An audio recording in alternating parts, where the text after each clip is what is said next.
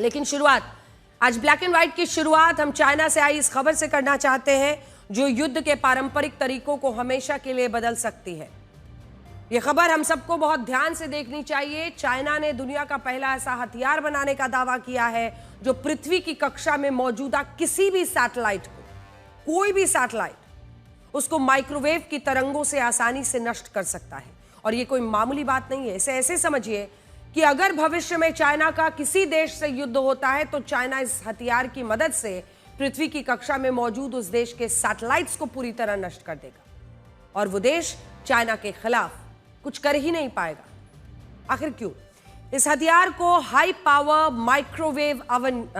Microwave weapon कहते हैं जो किसी बॉम्ब या मिसाइल की तरह काम नहीं करता। इसके बजाय यह हथियार एक माइक्रोवेव मशीन की तरह होता है जो अंतरिक्ष में माइक्रोवेव की शक्तिशाली तरंगें छोड़कर पृथ्वी की निचली कक्षा में मौजूद सैटेलाइट्स के इलेक्ट्रॉनिक सिस्टम को जाम कर सकता है या उन्हें जलाकर खराब भी कर सकता है। अभी तक हम और आप माइक्रोवेव सुनते ही माइक्रोवेव अवन की चर्चा करते थे जो लोग अपने घरों में रखते हैं खाना गर्म करने के लिए। लेकिन यही माइक्रोवेव्स अंतरिक्ष में छोड़कर कितने खतरनाक हो सकते हैं यह चाइना साबित कर रहा है। चाइना ने इस हथियार के लिए एक कॉम्पैक्ट ड्राइवर भी बनाया है जो पूरे 1 मिनट तक 20 गीगावाट की असाधारण शक्ति देने में सक्षम है। यानी चाइना दावा कर रहा है कि उसका यह हथियार 1 मिनट तक 3000 हाई एनर्जी पल्स देने में सक्षम है, जिसका मतलब यह होता है कि चाइना अपने इस हथियार से 1 मिनट में 3000 जोरदार झटके मार सकता है और इन झटकों से अंतरिक्ष में मौजूद सैटेलाइट्स के इलेक्ट्रॉनिक सर्किट, सेंसर और कम्युनिकेशन सिस्टम को बंद या ओवरलोड किया जा सकता है। इससे क्या क्या होगा सोचिए। कम्युनिकेशन के जितने तरीके हैं, मोबाइल वगैरह, वो सब ठप पड़ जाएंगे पूरे देश के।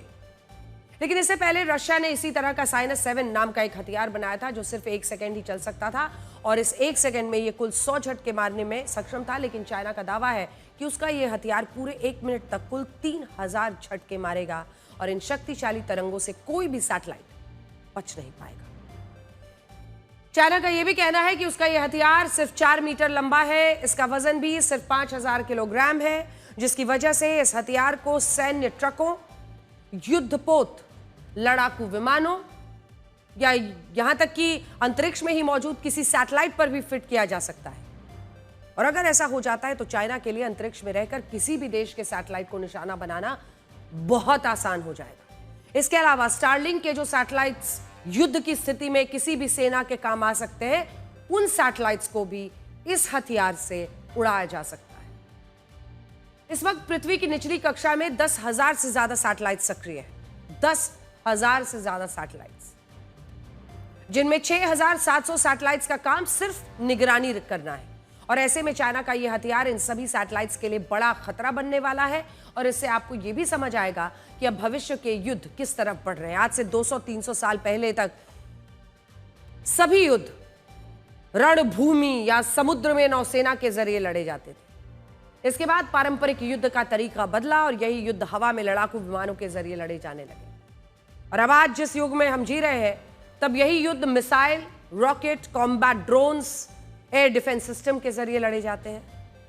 लेकिन भविष्य के युद्ध अंतरिक्ष से लड़े जाएंगे और इन युद्धों में वो होगा जिसकी आप कल्पना भी नहीं कर सकते। इस पर हमने आर्टिफिशियल इंटेलिजेंस की मदद से आपके लिए एक वीडियो बनाया है और इससे आप ये समझ पाएंगे कि अगर किसी किसी भीषण युद्ध में सैटेलाइट्स को माइक्रोवेव की तरंगों से नष्ट किया जाता है तो क्या होगा।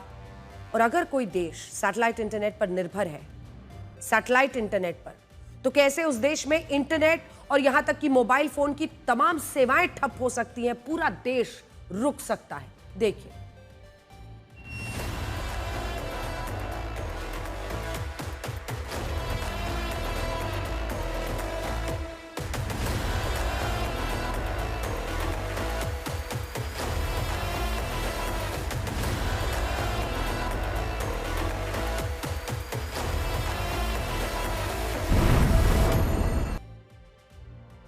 अब चाइना ने यह हथियार ऐसे वक्त में विकसित किया है जब हाल ही में अमेरिका ने यह ऐलान किया है कि वह अंतरिक्ष में space based missile defence system बनाएगा और इसे गोल्डन डोम कहा जाएगा। यानी ऐसा मिसाइल डिफेंस सिस्टम होगा जो अंतरिक्ष से ही अमेरिका की तरफ आने वाली जितनी भी मिसाइलें हैं उनको इंटरसेप्ट करके उन्हें हवा में ही नष्ट कर दे। इसके अलावा भारत भी इस दौड़ में पीछे नहीं है। चाइना की तरह भारत का डीआरडीओ भी हाई पावर माइक्रोवेव हथियार विकसित कर रहा है और हमारा लक्ष्य है कि हम इसे 5 किलोमीटर तक प्रभावी बनाना चाहते हैं। और सबसे बड़ी बात यह है कि हम इस हथियार को खुद विकसित कर रहे हैं। वैसे आज सबसे पहले हमने आपको यह खबर इसलिए दिखाई ताकि आप ये समझ पाएं कि अब युद्ध के पारंपरिक तरीके बदल रहे हैं और अब आने वाले वक्त में युद्ध आधुनिक हथियारों से लड़ा जाएगा और इन युद्धों में सैनिकों की भूमिका बहुत सीमित रह जाएगी। और खास तौर पर ईरान और अमेरिका के मद्देनजर एक तरफ बातचीत और दूसरी तरफ तनातनी, जो हालात पैदा हो रहे हैं वो अच्छे संकेत नहीं दे रहे हैं। इसीलिए तकनीक का और भविष्य में युद्ध का जो इस्तेमाल होगा वहां से हमने शुरुआत की। आपको उत्तर प्रदेश के मुख्यमंत्री योगी आदित्यनाथ के उस बयान के बारे में बताते हैं जिस पर काफी राजनीति हो रही है। जगह बाराबंकी। मुख्यमंत्री योगी आदित्यनाथ ने कहा कि जो लोग बाबरी मस्जिद के पुनर्निर्माण का सपना देख रहे हैं उनका यह सपना कयामत तक भी पूरा नहीं होगा। और उन्होंने यह भी कहा कि जो कानून को तोड़ेगा उसे वो जहन्नुम का रास्ता खुद दिखाएंगे। सुनिए। हम लोगों ने कहा था ना कि रामलला हम आएंगे, मंदिर वहीं बन गया ना, मंदिर अयोध्या में। कोई संदेह है?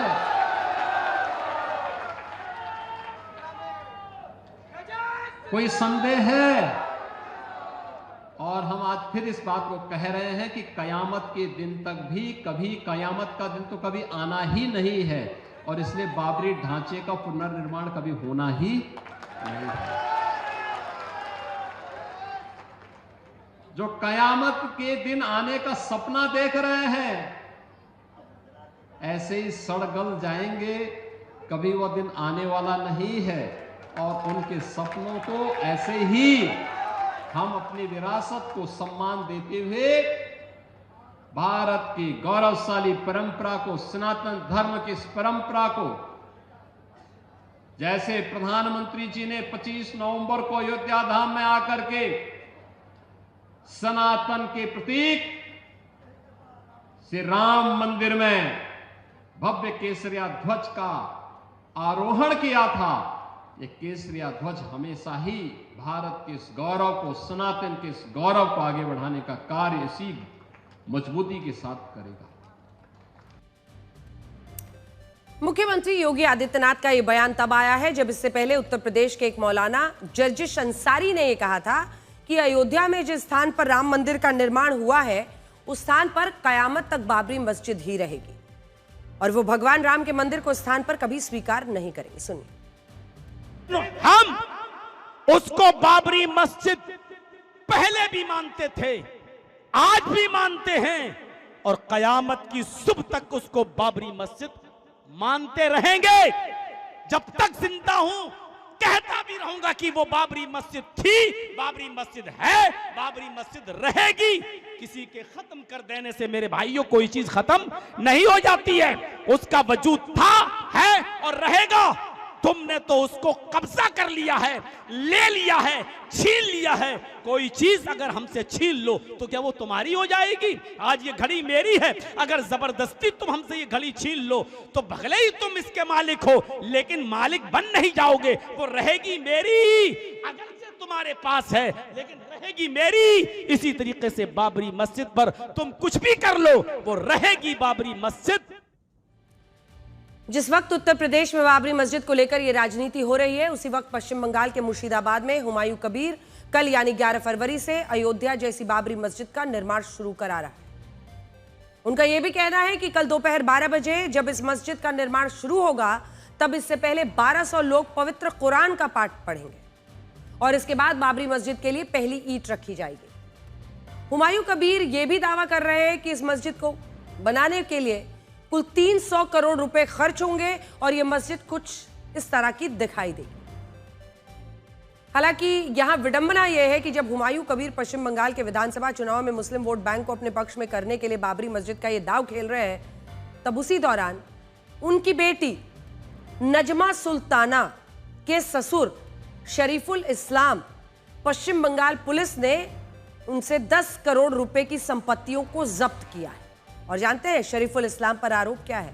पश्चिम बंगाल की पुलिस का कहना है कि वो ड्रग्स तस्करी के एक मामले में जुड़े हो सकते हैं और इसी वजह से पुलिस ने उनके खिलाफ ये कार्रवाई की है। सोचिए, इस्लाम धर्म में ड्रग्स या किसी भी प्रकार के नशे को वर्जित माना गया है, लेकिन इसके बावजूद इस्लाम धर्म के ठेकेदार बनने वाले हुमायूं कबीर के रिश्तेदारों पर ड्रग्स तस्करी में शामिल होने के आरोप लग रहे हैं। और कुछ लोग ये भी आरोप लगा रहे हैं कि क्या इस तस्करी से मिलने वाला पैसा भी बाबरी मस्जिद के निर्माण के लिए दान में दिया जा रहा है। ये वो आरोप हैं जिन्हें हुमायूं कबीर और उनकी बेटी ने बेबुनियाद बताया, लेकिन यहां सवाल यही है कि जिस मस्जिद को बनाने पर 300 करोड़ रुपए खर्च होने की बात कही जा रही है, अगर उस मस्जिद को बनाने के लिए अब तक 6 करोड़ रुपए का ही चंदा मिला है तो बाकी पैसा कहां से आएगा? और यह भी तब जब आम लोगों को वहां पर बरगलाकर आक्रोशित करके बाबरी मस्जिद के नाम पर उनकी खून पसीने की कमाई मांग मांग कर यह पैसा 6 करोड़ इकट्ठा किया है। बाकी के 394 करोड़ कहां से, 294 करोड़ कहां से आएंगे? और क्या हुमायूं कबीर सिर्फ मुस्लिम वोट बैंक के लिए इस मस्जिद के निर्माण को शुरू करा रहे हैं? देखिए,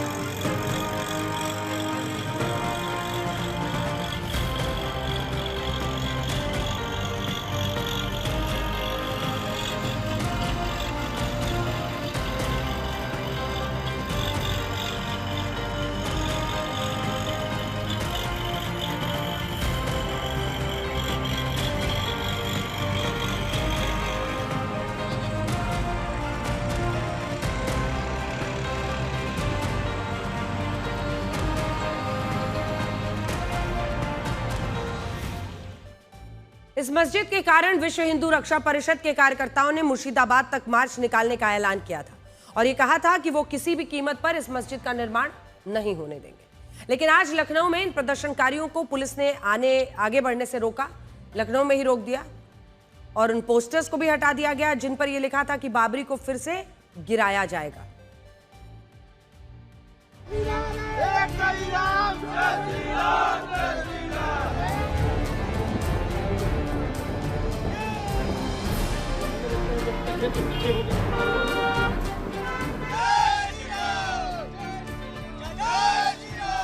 पोस्टर को अगर आप देखें तो आपको हुमायूं कबीर जो विधायक हैं टीएमसी के, वो बाबर की वेशभूषा में बनाए गए दिखाई पड़ेंगे। उन्हें बाबर का एक तरह से स्वरूप के रूप में दिखाया गया है।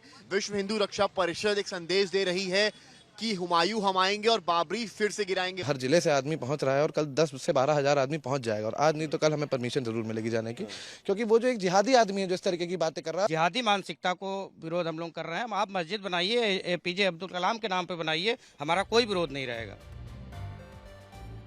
हुमायूं कबीर ने राजनीति में घाट घाट का पानी पिया है। 2007 से 2012 के बीच कांग्रेस का हिस्सा थे। साल 2012 में जब ममता बनर्जी की सरकार ने उन्हें मंत्री बनाने का ऑफर दिया तो कांग्रेस छोड़ दिए, टीएमसी में शामिल हो गए।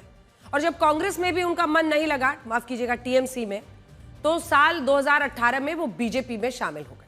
और आज हुमायूं कबीर ने अपनी खुद की पार्टी बना ली है जिसका नाम है जनता उन्नयन पार्टी। हुमायूं कबीर जो कुछ भी कर रहे हैं उसके पीछे विशुद्ध रूप से ऐसी राजनीति छिपी है जिसका मकसद मुस्लिम वोटों को बटोरना है। लेकिन आज हमारा सवाल यह है कि क्या वोटों के लिए ऐसी राजनीति करना जायज है जो सांप्रदायिक सौहार्द को भी नुकसान पहुंचाती हो और देश की धर्मनिरपेक्षता के सामने भी एक नया संकट पैदा करती हो। खैर, हमारे देश में ऐसी राजनीति सिर्फ एक नेता या एक व्यक्ति द्वारा नहीं की जाती है और इस बात को आप हमारे अगले विश्लेषण से भी समझ सकते हैं। उत्तर प्रदेश के मुरादाबाद में असदुद्दीन ओवैसी के जो पार्टी है AIMIM, उनके अध्यक्ष है शौकत अली। शौकत अली ने मुसलमानों की जनसंख्या बढ़ाने को लेकर एक विवादित नारा दिया और यह नारा है हम दो हमारे 2 दर्जन, यानी हम 2 और हमारे 24 बच्चे। आप पहले सुनिए। हमारी आबादी जितना बढ़ेगी इंशाअल्लाह हमारा देश उतना ही मजबूत होगा। तो हम तो आज से एक नारा देंगे कि हम 2 और हमारे 2 दर्जन।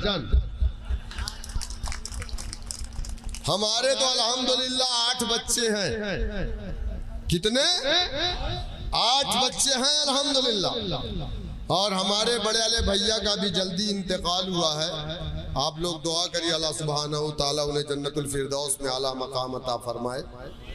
हमारे बड़े भैया के अल्हम्दुलिल्लाह 16 बच्चे।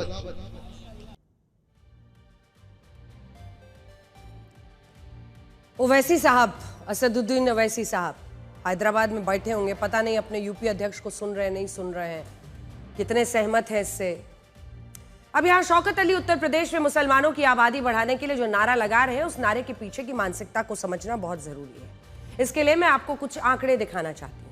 नेशनल फैमिली हेल्थ सर्वे के मुताबिक इस वक्त भारत में औसतन अगर आप देखिए, हर महिला पर लगभग हिंदू परिवारों में कुल जो प्रजनन दर है भारत में, फर्टिलिटी रेट जिसे कहा जाता है, वो 1.99 है। हिंदू महिलाओं में 1.94 और मुस्लिम महिलाओं में 2.36, 2.36। अब अगले नंबर पर आइए। आसान भाषा में कहें तो भारत के हिंदू परिवारों के मुकाबले मुस्लिम परिवारों में बच्चों का जन्म ज्यादा होता है, लेकिन यह अंतर इतना भी नहीं है कि मुसलमानों की आबादी भारत में बहुत तेजी से बढ़ जाए और देश की डेमोग्राफी अगले 25-30 सालों में बदले। लेकिन शौकत अली की मानसिकता है कि उत्तर प्रदेश में प्रत्येक मुस्लिम महिला 24 बच्चों को जन्म दे।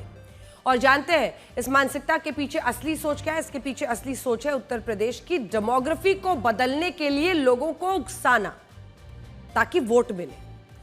पहले डराओ, एक ही नीति होती है, पहले मुस्लिमों को डराओ कि तुम अब इस देश में बचोगे नहीं, और ऐसे में अगर बचना है तो अपनी आबादी बढ़ाओ। इसी नीति पर ऐसे नेता काम करते हैं। आज उत्तर प्रदेश की मुस्लिम महिलाओं में जो जन्म दर है वो 2.6% है। अगर यही जन्म दर 24 ना होकर 8 भी हो जाती है, 2030 तक उत्तर प्रदेश की आबादी में मुस्लिम्स की हिस्सेदारी 32 से 37% हो जाएगी। 2040 तक 48 से 55%, 2050 तक उत्तर प्रदेश में कुल आबादी में 60 से 70% हिस्सेदारी मुस्लिम पॉपुलेशन की हो जाएगी। वो तो प्रति हम दो हमारे 24 कह रहे हैं, लेकिन अगर हम दो हमारे 8 भी हो जाते हैं, जैसे नेताजी बता रहे हैं कि हमारे 8 बच्चे हैं, बड़े खुश हो रहे हैं, तो सोचिए 2050 आते आते क्या स्थिति रहेगी। हम दो हमारे 2 दर्जन का नारा लगातार उत्तर प्रदेश और भारत की इसी डेमोग्राफी को बदलने का सपना देख रहे हैं, जहां मुस्लिम बहुसंख्यक हो जाए, हिंदू अल्पसंख्यक हो जाए, और ये सब कुछ सिर्फ इसलिए किया जा रहा है ताकि वोट मिले। लेकिन हम आपको बताना चाहते हैं कि भारत के ज्यादातर मुस्लिम जो फैमिलीज हैं उनमें काफी समझदार हैं, और ये सोच हमारे देश के लिए सही नहीं है, वो जानते हैं। और इसी का कारण है कि आज पाकिस्तान में मुस्लिम महिलाओं की जो जन्म दर 3.6 है, अफगानिस्तान में 4.8 है, इराक में 3.7 है, उज्बेकिस्तान में 3.4 है, सूडान में 4.3 है, बांग्लादेश में भी मुस्लिम महिलाओं की जन्म दर 2.4 है, लेकिन भारत में 2.3 सबसे कम है। पता चलता है कि भारत के मुस्लिम परिवार ऐसी सोच का समर्थन नहीं करते हैं और वो डेमोग्राफी बदलने की इस मानसिकता को अच्छी तरह से समझते हैं। लेकिन नेताओं को ऐसा लगता है कि जब वो अपने वोट बैंक को समझाने की कोशिश करेंगे, उनको उत्तेजित करेंगे, उनके अंदर डर पैदा करेंगे, फिर उनको बताएंगे अपनी आबादी बढ़ाओ, तो उनको वोट मिलेगा। हालांकि आज जो नारे उत्तर प्रदेश में लग रहे हैं, वैसे नारे एक ज़माने में इंडोनेशिया में भी लगते थे। आज पूरी दुनिया में सबसे ज़्यादा मुस्लिम इंडोनेशिया में रहते हैं। इंडोनेशिया की कुल आबादी 27 करोड़ है, जिसमें 87.1% मुस्लिम है, 10.5% ईसाई है, 1.7% हिंदू है और सिर्फ 0.2% बौद्ध है। लेकिन क्या आप इस बात पर विश्वास भी करेंगे कि आज से सिर्फ 700 साल पहले तक इसी इंडोनेशिया में बौद्ध धर्म के लोग बहुसंख्यक थे। मुसलमानों की आबादी वहां 0.2% से भी कम थी। उस समय पूरी दुनिया में बौद्ध धर्म के सबसे ज्यादा लोग इंडोनेशिया में रहते थे। लेकिन 13वीं शताब्दी के बाद इंडोनेशिया में बौद्ध धर्म के लोगों की आबादी तेजी से घटनी शुरू हुई और सिर्फ 16वीं शताब्दी आते आते बौद्ध धर्म के लोग इंडोनेशिया में अल्पसंख्यक बन गए और आज 21वीं शताब्दी में बौद्ध धर्म इंडोनेशिया में लगभग समाप्त होने की कगार पर है। लेकिन दूसरी तरफ जो मुस्लिम 700 साल पहले इंडोनेशिया में अल्पसंख्यक थे, वो आज वहां पर बहुसंख्यक हो चुके हैं। आज पूरी दुनिया में सबसे ज्यादा मुसलमान इंडोनेशिया में ही रहते हैं। क्या आपको पता है ऐसा क्यों हुआ? ऐसा इसलिए हुआ क्योंकि जब इंडोनेशिया में बौद्ध धर्म की आबादी घट रही थी और मुसलमानों की आबादी बढ़ रही थी, तब बौद्ध धर्म के लोगों ने बहुसंख्यक होने का धर्म निभाया और चाहते हुए भी धर्म परिवर्तन और ज्यादा जन दर का कभी विरोध नहीं किया। और इस उदार रवैये के कारण ही इंडोनेशिया में बौद्ध अल्पसंख्यक होते चले गए और मुस्लिम बहुसंख्यक। और यही चर्चा और चिंता अब भारत को लेकर व्यक्त की जा रही है। शौकत अली जैसे नेता अपने बयानों के जरिए इस सोच को सबके सामने रख रहे हैं। खैर, आगे बढ़ते आपको ये बताते हैं कि जो उत्तर प्रदेश अब तक अपराधियों की गाड़ी पलटने के लिए चर्चा में रहता था, आज उसी उत्तर प्रदेश में कैसे अर्थव्यवस्था के पलटने की चर्चा हो रही है। आज दिन भर ये खबरें ट्रेंड कर रही हैं। यकीन मानिए, बीमारू राज्य कहे जाने वाले उत्तर प्रदेश ने सबको हैरान किया है। उत्तर प्रदेश की योगी सरकार ने राज्य का इकोनॉमिक सर्वे जारी किया, जिसके मुताबिक अब उत्तर प्रदेश की अर्थव्यवस्था आकार के मामले में पाकिस्तान की अर्थव्यवस्था को भी पीछे छोड़ने वाली है। 25 करोड़ की आबादी वाले पाकिस्तान की कुल अर्थव्यवस्था 35 लाख करोड़ की है, जबकि इतनी ही आबादी वाले भारत के उत्तर प्रदेश राज्य की कुल अर्थव्यवस्था 36 लाख करोड़ रुपए की होने वाली है। और सोचिए, पाकिस्तान तो हमारे सिर्फ उत्तर प्रदेश राज्य से ही पिछड़ने वाला है। यहां बड़ी बात यह है कि साल 2016-17 में उत्तर प्रदेश की कुल अर्थव्यवस्था 13,30,000 करोड़ रुपए की थी, जो साल 2024-25 में सीधा 30 लाख करोड़ रुपए की हो गई। और अब साल 25-26 आते आते यही अर्थव्यवस्था 36 लाख करोड़ रुपए की होने वाली है। यहां सोचने वाली बात यह है कि जब विपक्षी पार्टियां योगी सरकार पर सांप्रदायिक होने का आरोप लगाती हैं, कुछ नेता द्वारा यह धारणा बनाने की कोशिश होती है कि योगी सरकार में सिर्फ हिंदुत्व के मुद्दे पर जोर दिया जा रहा है, तब उत्तर प्रदेश की अर्थव्यवस्था के आंकड़े एक नई कहानी को बयां कर रहे हैं। रिजर्व बैंक ऑफ इंडिया के मुताबिक इस वक्त भारत की अर्थव्यवस्था में महाराष्ट्र, तमिलनाडु के बाद सबसे ज्यादा 9.1% का योगदान उत्तर प्रदेश का है। और इस मामले में उत्तर प्रदेश कर्नाटक, गुजरात जैसे राज्यों से आगे निकल गया है। इसके अलावा साल 2016-17 में उत्तर प्रदेश में प्रति व्यक्ति आय सालाना जो आय है वो 54,564 रुपए थी, जो 24-25 में 1,09,844 रुपए हुई और 2025-26 में यही प्रति व्यक्ति सालाना आय 1,20,000 रुपए होने वाली है। इसे उत्तर प्रदेश के लिए बड़ी उपलब्धि इसलिए माना जाएगा क्योंकि पहले इसी राज्य के लोग हर महीने औसतन 5,000 रुपए ही कमाते थे, लेकिन अब यही मासिक आय 10,000 रुपए हो गई है।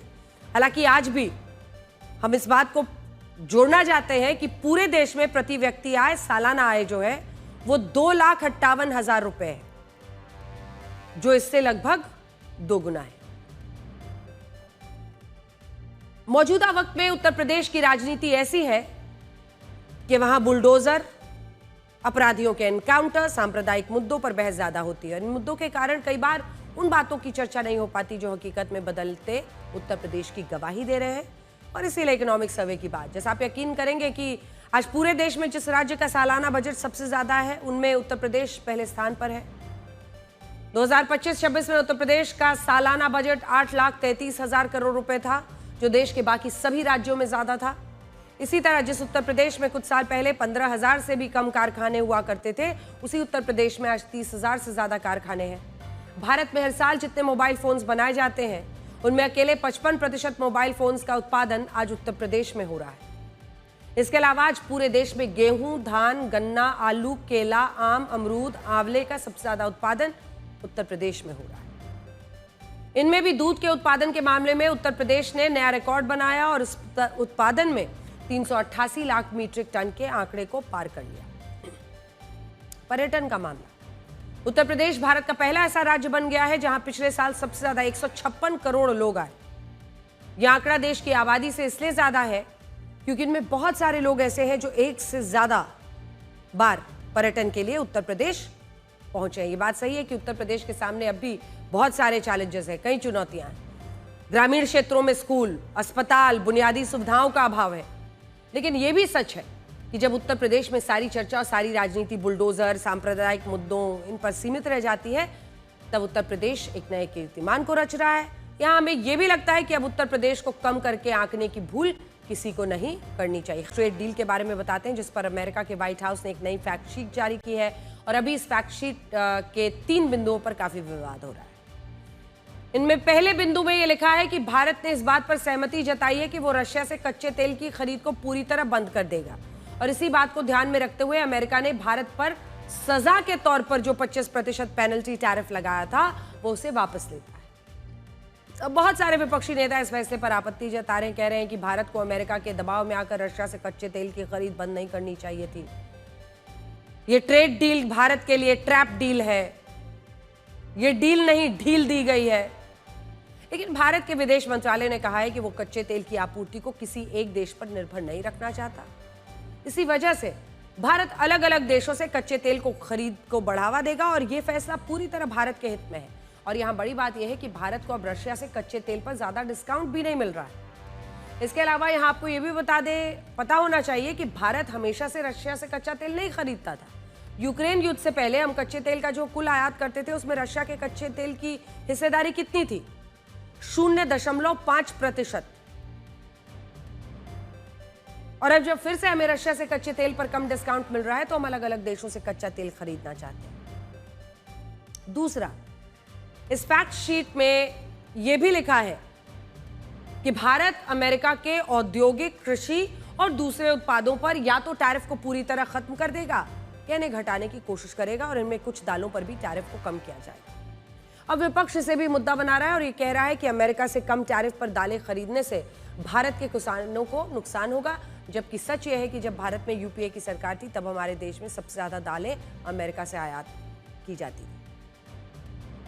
यूपीए की सरकार में 9% दालें अमेरिका से आयात होती थी, जबकि मोदी सरकार में अमेरिकी दालों की यही हिस्सेदारी 2% से भी कम है। और इससे आप ये समझ पाएंगे कि जो दालें अमेरिका से पहले ही भारत में आ रही हैं उन्हें लेकर भ्रम पैदा करने की कोशिश हो रही है। तीसरा, इस फैक्ट शीट में यह भी लिखा है कि भारत अमेरिका से 45 लाख करोड़ रुपए की एनर्जी, इंफॉर्मेशन और कम्युनिकेशन टेक्नोलॉजी, कृषि उत्पाद, कोयला और दूसरे सामान खरीदेगा।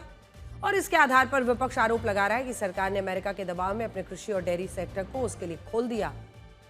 लेकिन सच क्या है? सरकार ने साफ साफ बताया है कि गेहूं, चावल, मक्का, बाजरा, जौ, रागी, कोपरा, सोयाबीन, मैदा, आटा, दूध, घी, मक्खन, बटर मिल्क, क्रीम, चीज, बटर, ऑयल, आलू, मटर, बीन्स, मिक्स्ड फ्रोजन सब्जियां, खीरा, मशरूम, डिब्बाबंद सब्जियां, मसाले, काली मिर्च, लौंग, सूखी हरी मिर्च, दालचीनी, धनिया, जीरा, हींग, अदरक, हल्दी, अजवाइन, मेथी, सरसों और राई को इस ट्रेड डील के दायरे से बाहर रखा है। लेकिन यहां बांग्लादेश को देखिए, जहां पर ये कहा जा रहा है कि भाई मोहम्मद यूनुस की अभी सरकार चल रही है, अभी तो वोटिंग होनी है परसों। मोहम्मद यूनुस कौन? कई लोग कहते हैं कि अमेरिका का ही एक्सटेंशन है वहां पर। मोहम्मद यूनुस की सरकार ने अमेरिका के साथ ट्रेड डील करने के लिए अपने कृषि और डेयरी क्षेत्र को पूरी तरह से खोल दिया है। ये दोनों ट्रेड डील अग्रीमेंट्स हम लेकर आए हैं इसलिए, जिसमें एक ट्रेड डील अग्रीमेंट भारत के साथ है और दूसरा है बांग्लादेश वाला।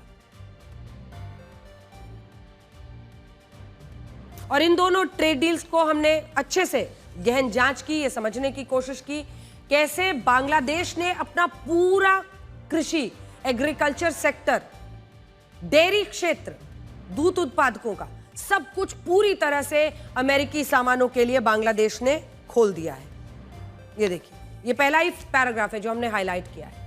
इसमें साफ साफ लिखा गया है, ये कहा है कि बांग्लादेश 32,000 करोड़ रुपए के कृषि डेयरी उत्पाद अमेरिका से खरीदेगा, जबकि बांग्लादेश में इससे वहां के किसानों, पशुपालकों को भारी नुकसान हो सकता है। बांग्लादेश ब्यूरो ऑफ स्टैटिस्टिक्स के मुताबिक बांग्लादेश का कृषि और डेयरी सेक्टर उसकी जीडीपी में 11.3% का योगदान देता है और बांग्लादेश की कुल 45% आबादी इसी सेक्टर में काम करती है। लेकिन इसके बावजूद बांग्लादेश ने अपने किसानों का कोई ख्याल नहीं किया। असल में कोई सरकार झुकती कैसे, उसका बड़ा एग्जाम्पल बांग्लादेश है।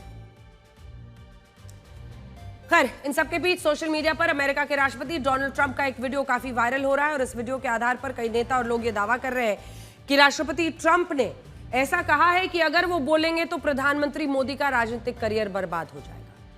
लेकिन हम आपको बताना चाहते हैं कि हमने इस वीडियो का फैक्ट चेक किया है, जिसमें यह वीडियो आज का नहीं बल्कि अक्टूबर 2025 का निकला और उस वक्त भी राष्ट्रपति ट्रंप ने ये नहीं कहा था कि वो कुछ बोलेंगे तो प्रधानमंत्री मोदी का राजनीतिक करियर बर्बाद हो जाएगा। उन्होंने कहा था कि मोदी एक महान इंसान है और वो राष्ट्रपति ट्रंप को पसंद करते हैं।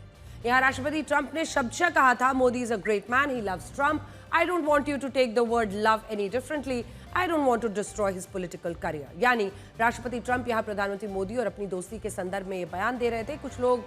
लेकिन कुछ लोगों ने काट छांट की, लग गए काम पर, इसे आज का बयान बना दिया। उस वीडियो को फेक न्यूज के साथ सोशल मीडिया पर वायरल किया जा रहा है।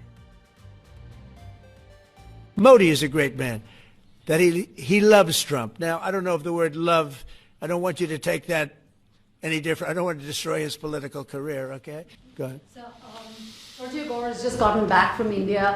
What were the conversations like with Prime Minister Modi and the other? I think they were great. He reported to me that he's a great man, you know. Modi is a great man. That he loves Trump. Now, I don't know if the word love, I don't want you to take that any different. I don't want to destroy his political career, okay? But you have to understand, I've watched India for years. It's an incredible country. And every single year you'd have a new leader. I mean, some would be in there for a few months. And this was year after year after year. And my friend has been there now for a long time.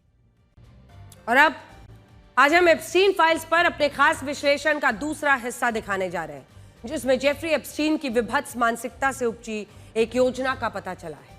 Epstein की यह योजना अगर सफल हो जाती तो यह पृथ्वी की मौजूदा मानव जाति के लिए एक बड़ा खतरा बन सकती थी। एप्स्टीन का मकसद पृथ्वी पर मौजूदा इंसानों की मौजूदा प्रजाति को धीरे धीरे खत्म करके उन्हें एक नई सुपर ह्यूमन रेस से बदलना था।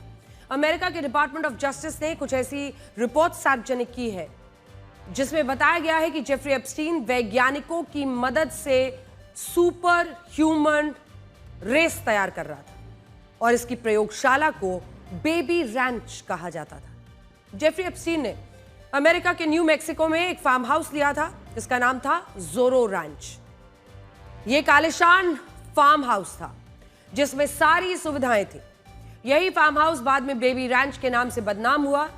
यह farmhouse US Mexico border के पास मौजूद था और इस फार्म हाउस के बारे में कहा जाता था कि जेफरी एप्स्टीन जिन बच्चों और लड़कियों का शोषण और तस्करी करता था उन्हें सबसे पहले यहीं पर लाया जाता था। बाद में यही जगह एप्स्टीन की सुपर ह्यूमन रेस की प्रयोगशाला बन गई। जेफरी एप्स्टीन की योजना थी कि वो अपने डीएनए में बदलाव करके इंसानों की नई प्रजाति बनाए और इसके लिए वो ज्यादा से ज्यादा महिलाओं को अपनी स्पर्म के जरिए प्रेग्नेंट करना चाहता था ताकि उसके डीएनए से एक सुपर ह्यूमन रेस शुरू हो। जेफरी एप्स्टीन के जोरो रैंच को कोडवर्ड में बेबी रैंच कहा जाता था और यहां पर उसके लिए उसके खुद के जेनेटिकली मॉडिफाइड बच्चे पैदा करने की तैयारी थी।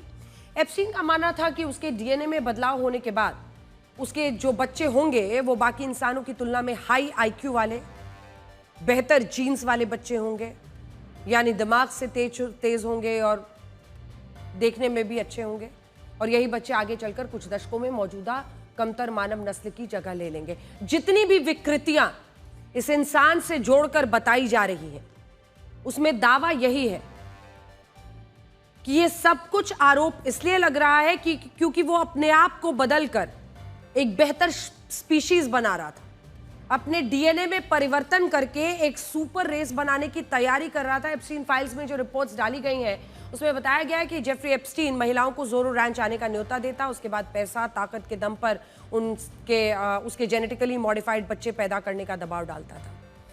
रिपोर्ट्स में बताया गया है कि उसकी योजना थी कि वो एक बार में 20 महिलाओं से अपने जेनेटिकली मॉडिफाइड बच्चे पैदा कराए। दरअसल जेफरी एप्स्टीन ट्रांसह्यूमनिज्म और यूजेनिक्स विचारधारा से प्रभावित था। ट्रांसह्यूमनिज्म एक ऐसा विचार है जिसमें नैनो टेक्नोलॉजी, जेनेटिक इंजीनियरिंग और आर्टिफिशियल इंटेलिजेंस की मदद से इंसानों की शक्ति बढ़ाने का समर्थन किया जाता है। इस विचार को समर्थन देने वालों का मानना है कि इस तकनीक की मदद से इंसानों की बढ़ती उम्र, बीमारी और मृत्यु पर विजय पाई जा सकती है। इसके अलावा जेफरी एप्स्टीन की सोच यूजेनिक्स विचारधारा से भी मेल खाती है जिसमें वो अपनी खुद की नस्ल को बेहतर बनाने की योजना पर काम कर रहा था और इसी तरह के विचारों के मानने वाले नाजियों ने जर्मन लोगों को इंसानों की शुद्ध आर्यन रेस कहकर यहूदी नस्ल के लोगों को कमतर बताया और लाखों यहूदियों का नरसंहार किया था। यूजेनिक्स एक ऐसी विचारधारा है जिसमें मानव जाति की नस्लों को दो हिस्सों में बांटकर देखा जाता है। पहला अच्छे गुण वाले इंसान, दूसरा बुरे गुण वाले इंसान। यूजेनिक्स विचारों का समर्थन करने वाले मानते हैं कि अच्छे गुण वाले इंसानों की नस्ल को बढ़ाया जाना चाहिए और बुरे गुण वाले जो मानव है उनकी नस्ल को खत्म किया जाना चाहिए। यानी एक ऐसी व्यवस्था बनाई जानी चाहिए जिसमें बुद्धिमान और स्वस्थ लोगों के परिवार ज्यादा बच्चे पैदा करें और बीमार, दिव्यांग और कम पढ़े लिखे परिवारों के बच्चे ना होने दिए जाएं, ताकि इंसानी नस्ल धीरे धीरे खत्म हो जाए। सोचिए किस तरह की मानसिक सोच और किस तरह की मानसिक विकृति से यह शख्स पीड़ित था। जेफरी एप्स्टीन यूजेनिक्स विचारों को मानने वाला व्यक्ति था, इसलिए वो अपनी नस्ल के ज्यादा से ज्यादा जेनेटिकली मॉडिफाइड बच्चे पैदा करना चाहता था। आज यूजेनिक्स विचारों को नस्लवादी विचारधारा माना जाता है, लेकिन जेफरी एप्स्टीन इन्हीं विचारों की वजह से अपनी नस्ल को सबसे बेहतर मानता था, उसकी संख्या बढ़ाना चाहता था।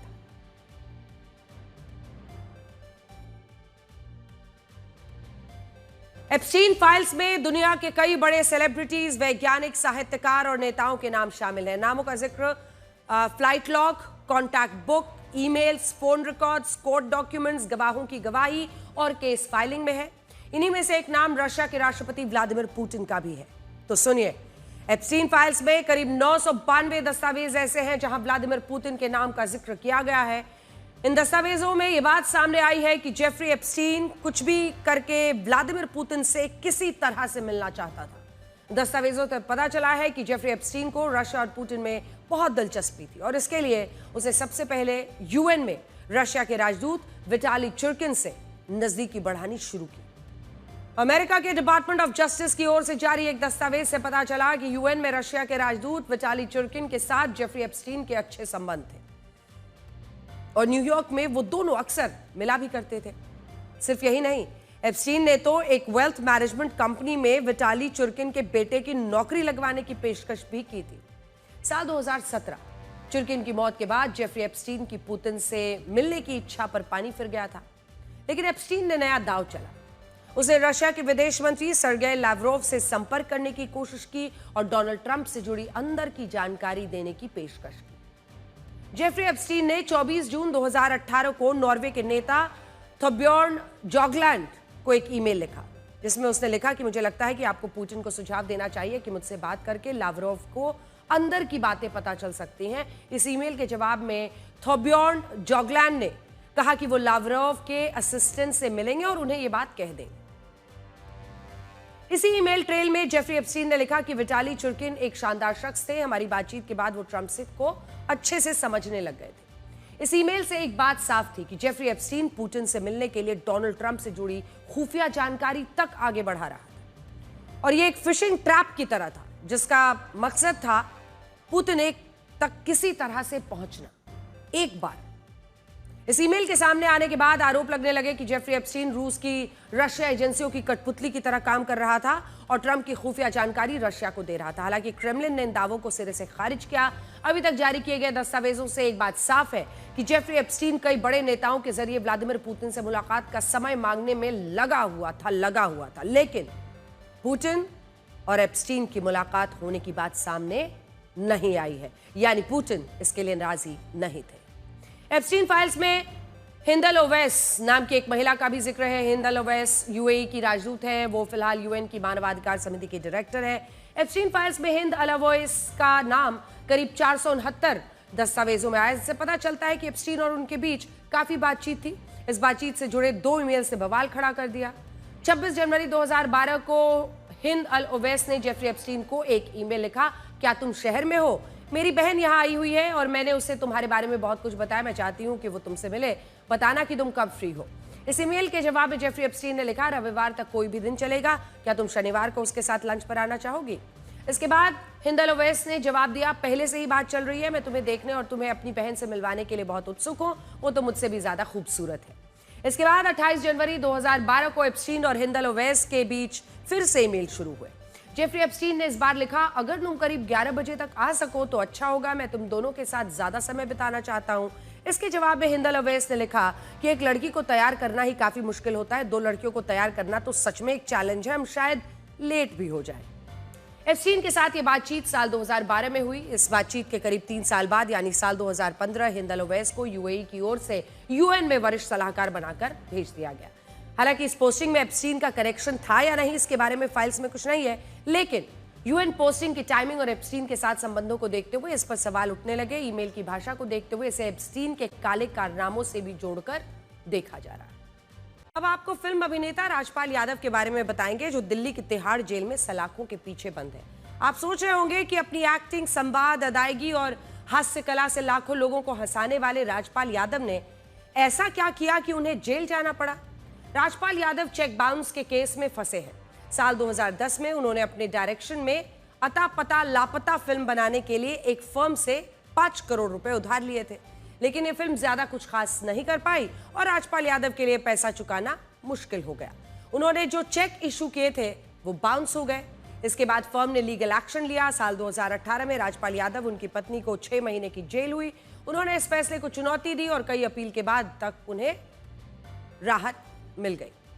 ये केस चलता रहा। उनका लोन अमाउंट 9 करोड़ तक पहुंच गया।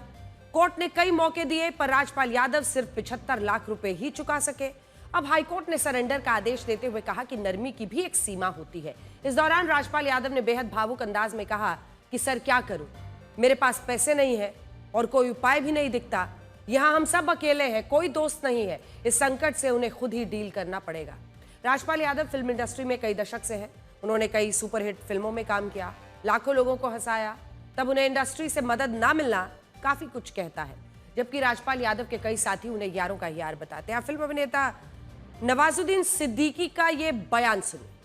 बहुत ही कमाल का इंसान है वो, सच बता रहा हूँ। वो देखने से लगेगा नहीं, क्योंकि जब राजपाल का काम चल रहा था बहुत लोग उसके घर पे खाना खाते थे और कभी भी उफ नहीं किया उस आदमी ने। हमेशा दिया लोगों को। उस वक्त जब हम स्ट्रगल कर रहे थे, मैं क्या बहुत सारे एक्टर जब स्ट्रगल कर रहे थे, तो राजपाल का जो घर था एक लंगर की तरह था, कोई भी आके खा सकता था, ऐसा था। राजपाल यादव कई सालों से इस मामले से जूझ रहे हैं और आखिरकार उन्हें सरेंडर करना ही पड़ा। अब उनके बेल ना मिलने और जेल जाने के बाद फिल्म इंडस्ट्री और कुछ लोग उनकी मदद को आगे जरूर आ रहे हैं। जब जेल पहुंच गए हैं, उनमें कई लोग हैं जिसमें सोनू सूद, गुरमीत चौधरी, अनीस बाज़मी, तेज प्रताप यादव, लालू प्रसाद यादव के बेटे। हालांकि लोग ये भी सवाल पूछ रहे हैं कि जब राजपाल यादव ने इतने सालों से फिल्मों में काम कर रहे हैं, वो 100 से ज्यादा फिल्मों और वेब सीरीज में काम कर चुके हैं, वो तमाम विज्ञापनों में नजर आते हैं, तो क्या उन्होंने इतने पैसे भी नहीं कमाए कि वो 5 करोड़ का अपना लोन चुका सके? मीडिया रिपोर्ट्स के मुताबिक उनकी नेटवर्थ लगभग 80 करोड़ रुपए है। इसके अलावा वो हर साल 3 से 4 करोड़ रुपए फिल्मों, विज्ञापनों, इवेंट से कमाते हैं और ये लोन भी साल 2010 का है। तब से लगभग 15 साल बीत चुके हैं। सवाल यह है कि क्या राजपाल यादव ने इतना पैसा भी नहीं कमाया? अगर कमाया है तो वो अपना लोन क्यों नहीं चुकाना चाहते? क्यों उन्होंने पैसा चुकाने की जगह जेल जाना स्वीकार किया? क्या ये उनकी कोई रणनीति है या राजपाल यादव की वाकई मजबूरी है? हालांकि राजपाल यादव को भरोसा था कि वो ये पैसा चुका देंगे, लेकिन वो ऐसा कर नहीं पाए। उन्होंने जिंदा दिली से कहा था कि जेल, बेल या इंटरवल को वो बुरा वक्त नहीं मानते। टाइम तो कभी खराब नहीं चल रहा था बॉस। टाइम अगर खराब चल रहा होता तो आज यहाँ बैठे नहीं होते। टाइम तो कि जो आदमी चल सकता है, जो आदमी बोल सकता है, जो आदमी खड़ा हो सकता है, सोच सकता है, उसका टाइम अच्छा ही है। टाइम तो उसको खराब बोलते हैं अगर आप टाटा अस्पताल में चलिए। टाइम खराब उसको बोलते हैं कि एक मोटरसाइकिल निकल गए, दोनों पैर टूट गए। टाइम खराब उसको बोलते हैं कि ये डायग्नोज हो गया, ऐसे हो गए। ये टाइम खराब है। जो आदमी बोल सकता है, चल सकता है, बैठ सकता है, उठ सकता है, उस आदमी का वो ब्लेस्ड है और उसका टाइम अच्छा ही है, चाहे वो जेल में हो, चाहे बेल में हो, चाहे कहीं इंटरवेल में हो। और अब आपको ब्लैक एंड व्हाइट की इस मुहिम के बारे में बताएंगे जिसका नाम है #LessScreenTime। हमारी बच्चों से हाथ जोड़कर गुजारिश है, इन खबरों को जहां भी आप स्क्रीन पर देख रहे होंगे, लेकिन टीवी पर देखें, इंस्टा पर देखें, ट्विटर पर देखें, जरा गौर से देखिए। हर बार अपने दर्शकों को हम बार बार ऐसी खबरें आने पर आगाह करते हैं, अपना स्क्रीन टाइम कम करें, मोबाइल फोन, कंप्यूटर, टीवी का समय कम करें। ये हम क्यों कह रहे हैं? इसलिए कह रहे हैं क्योंकि आपको ये खबर देखनी चाहिए उत्तर प्रदेश के मेरठ से जो आई है। यहाँ एक 22 साल का लड़का अपने मोबाइल पर कोई ऑनलाइन गेम खेल रहा था। उसने कान में लीड लगा रखी थी। गेम खेलते वक्त वो अचानक बेहोश होकर गिर पड़ा। उसे तुरंत अस्पताल ले जाया गया। उसे ब्रेन हैमरेज हुआ था, जिसके बाद उसे दिल्ली रेफर किया गया और इलाज के दौरान उसकी मौत हो गई। बताया जा रहा है कि उसका ब्लड प्रेशर बढ़ने की वजह से उसके दिमाग की नसें फट गई। घर वालों का कहना है कि उसे बीपी की समस्या पहले से थी, जो लगातार मोबाइल फोन के इस्तेमाल और गेम खेलने की वजह से और बढ़ गई। सोचिए, पहले लोग स्ट्रेस कम करने के लिए गेम खेलते थे, बाहर जाओ खेलो, बच्चों के साथ खेल के आओ, लेकिन अब गेम ही स्ट्रेस की वजह बन रहा है, बीपी बढ़ा रहा है। आपको समझना चाहिए कि सिर्फ गेम खेलने से किसी की जान नहीं जाती, लेकिन इसके पीछे के जो ट्रिगर्स हैं वो खतरनाक होते हैं। गेमिंग के दौरान जब खिलाड़ी हारने वाला होता है या गेम बहुत रोमांचक मोड पर आता है, शरीर में एड्रेनालिन हार्मोन का स्तर तेजी से बढ़ता है, शरीर को लड़ने या भागने की प्रतिक्रिया के लिए तैयार करता है। जीत हार और उसका जुनून, जिसमें दिल की धड़कन तेज हो जाती है, ब्लड प्रेशर अचानक बहुत हाई हो जाता है, दिमाग की नसें कमजोर हो तो इस दबाव को झेल नहीं पाती, फट जाती हैं।